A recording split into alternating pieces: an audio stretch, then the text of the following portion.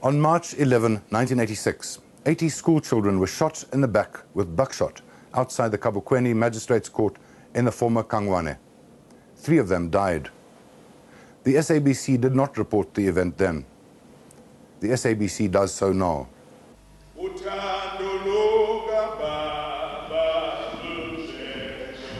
Many of the victims at the Nelspruit hearings this week were teenagers at a time when education was not necessarily academic, and it was difficult to distinguish between a playground and a war zone. In the mid-80s, they embraced the struggle for liberation determinedly, regardless of the cost. Hundreds of school children gathered at the Kabukweni Magistrate's Court on 11 March 1986. They were there to support fellow students who were charged with public violence. Although the court building is no longer there, Elizabeth Mndluli and Amos Maseko remember the day it drew students and police together in conflict. On our arrival there, people were actually singing the freedom songs.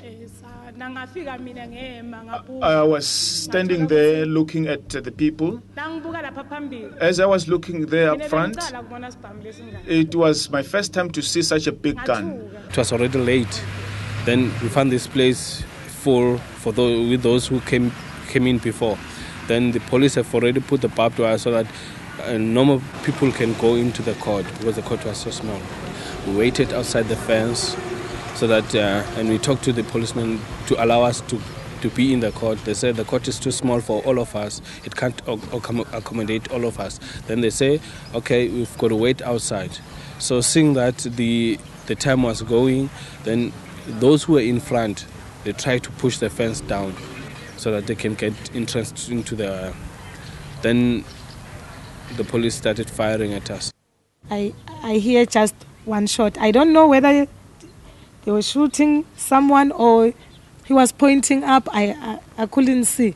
I just heard the shot. I was over by the gate there, over there. Yeah. Then when they started firing, I just ran around the barbed wire over that mountain there. And I just ran over the mountain up to a pinard. 3 children died and 80 were injured. Most were shot in the back. Although Amos made it safely home that day, Elizabeth was not so lucky. Then after, I think all the police were shooting now. Then I was shot here at the back. When I was shot, I just feel something like lightning.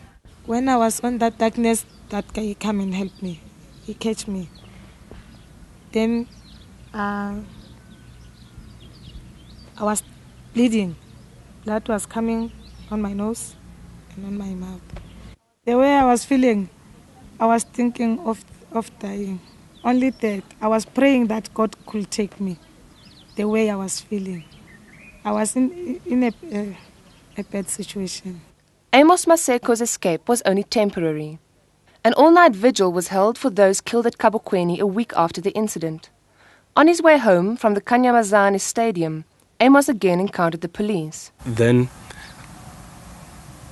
while we were on our way back home, because we didn't have transport, because those buses that brought us to the stadium were already gone, and we didn't have any choice. We just have to walk up to where we were staying.